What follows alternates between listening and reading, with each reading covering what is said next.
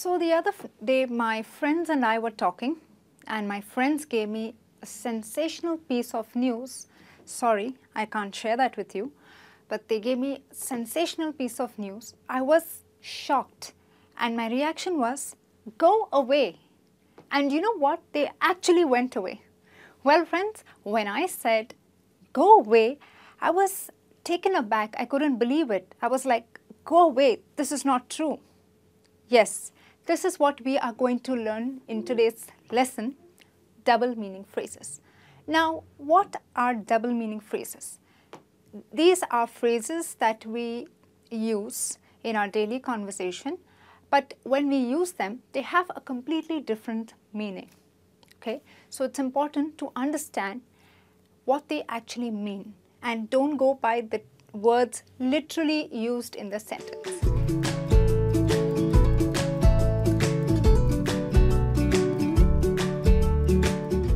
Okay, so the first one is, you don't want to do that.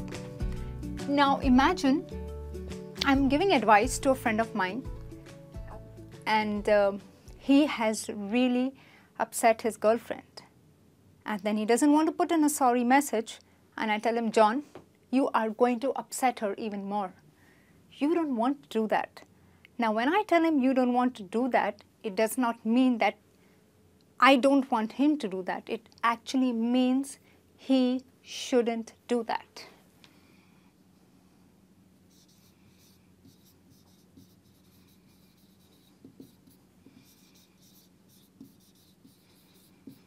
Okay, so when someone tells you, hey, you better do your homework, you don't want to upset your teacher. You don't want to do that. Okay, that means you shouldn't do that. So when someone tells you you don't want to do that, they mean you shouldn't do that. Another way of using this is, you don't want to be doing that.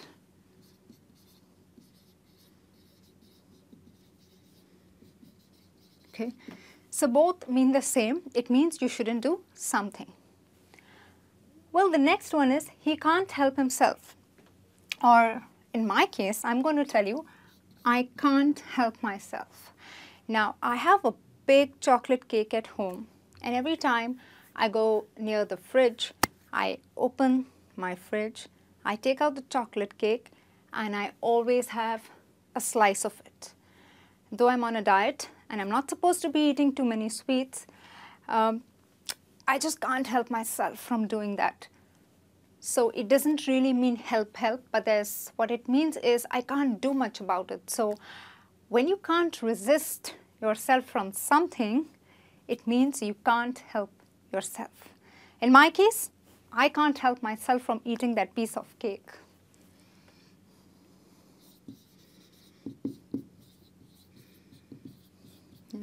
So though we use the word help, can't help in this phrase, it only means that you can't resist. It's really hard to resist. Yes? The next one, shut up. Okay, so shut up actually means do not speak further. Keep your mouth shut, right? Now imagine you are in conversation with friends or colleagues, and say a colleague passes a remark or says something that really amazes you, and it's a little hard to believe, or you're just so amazed and you're like, shut up. Okay, that actually means I can't believe what you're saying, like I'm so amazed at what you're saying. So it doesn't literally mean to zip your mouth. Yeah, it actually means I can't believe it. So when you're surprised or when you're amazed at something, it's like, shut up, I can't believe it. Okay.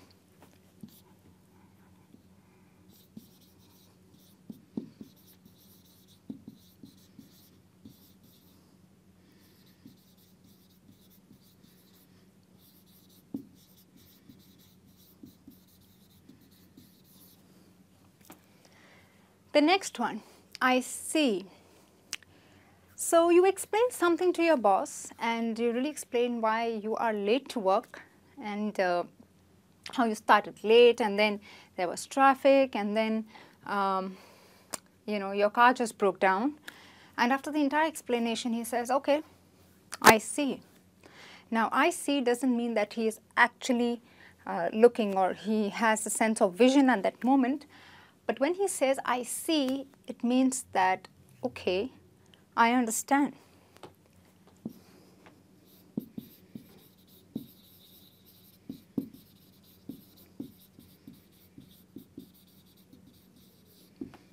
Or sometimes when you are at the doctor's and you try to explain your symptoms and what keeps you so low and why you feel so ill, and after, listening to what you've got to say, he says, I see. So that means he understands whatever you are saying. Yes? The next one, see where I'm coming from? So I'm explaining my little niece why she shouldn't eat that piece of chocolate cake. Actually, I want to eat it. But anyways, I'm explaining why she shouldn't eat, and I tell her, if you eat a lot of chocolate, you're going to have cavities, and that's going to hurt really bad.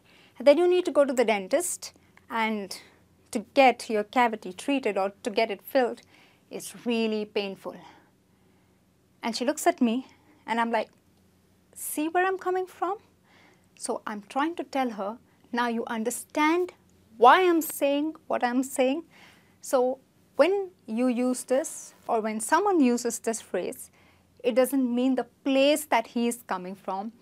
He's actually trying to tell you that is why he's saying this, or that is why he's explaining it, or he's justifying it, right?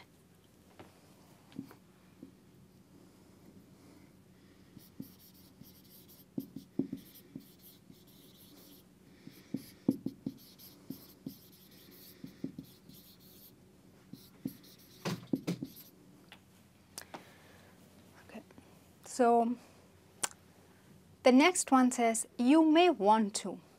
Now this is one of the most confusing double meaning phrases for the simple reason you have may. Now we always use may when we take permission. So may I take your leave, or may I come in? So in this phrase, people feel that you are giving them permission. But well, it is not so. You are not giving them permission. Now, if I want to make a suggestion very politely to a friend of mine, and she's wearing a dress that doesn't really suit her, and I tell her, you may want to try a bigger size, right? Instead of saying you should, I say, you may want to try a bigger size. So I am suggesting her to try a bigger size. To do it politely, I don't want to say you should, so I say, you may want to. So remember, when someone tells you, you may want to do something, they are trying to put forth a very polite suggestion, and they are not giving you permission to do it.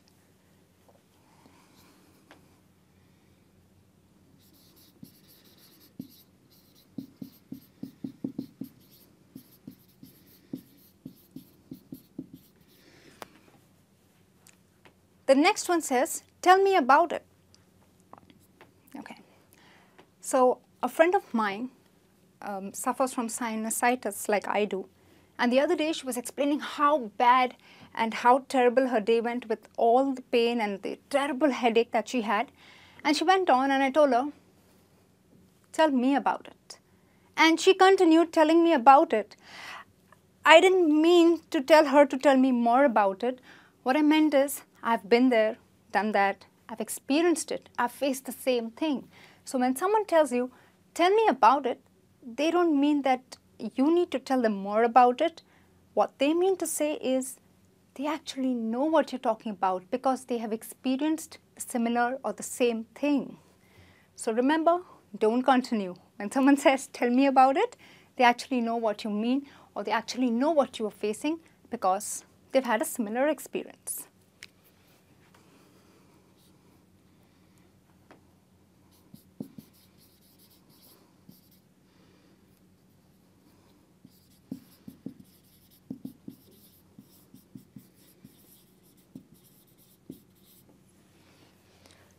Okay, so let's move on to the next one. It doesn't hurt to.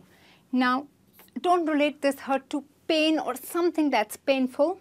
No, we're not talking about that. It doesn't hurt to. Now, a friend of mine has been going for interviews and has been rejected. So she's a bit low, she's nervous, she's losing confidence. And she tells me, Rachna, I'm not going to give any more interviews. I'm tired. I'm just not getting through. So I tell her, you know something, it doesn't hurt to keep trying. Now when I say it doesn't hurt to keep trying, I don't mean it's not painful. What I'm trying to tell her, it's absolutely worth doing something. Okay? So it's a way of saying something is worth it, do it. So I tell her it doesn't hurt to keep trying or keep going for interviews, all right?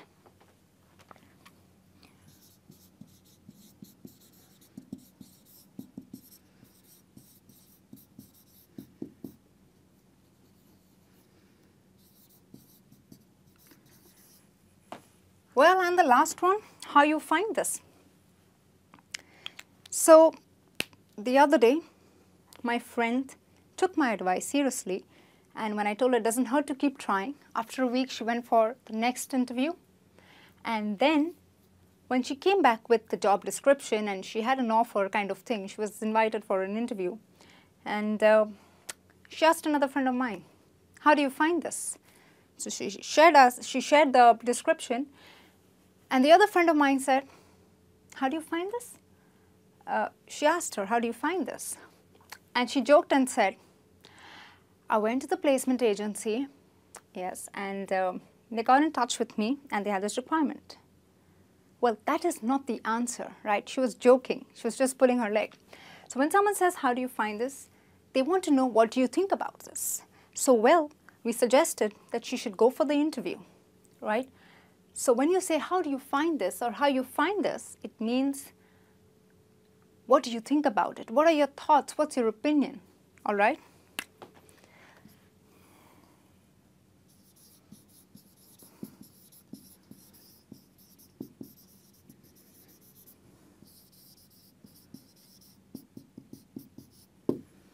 All right, friends. So these are the basic double meaning phrases. If you see, the words used are not the literal meaning or the interpretation that they have. So remember, when people use these phrases, there's a little meaning, rather a double meaning. Okay, friends? This brings me to the end of this lesson. I hope you enjoyed watching it. I'm sure you've learned a lot of new double meaning phrases. Go ahead and use them in your conversation with your friends, family and colleagues. I'll be back soon with a new lesson. Till then, take care and bye.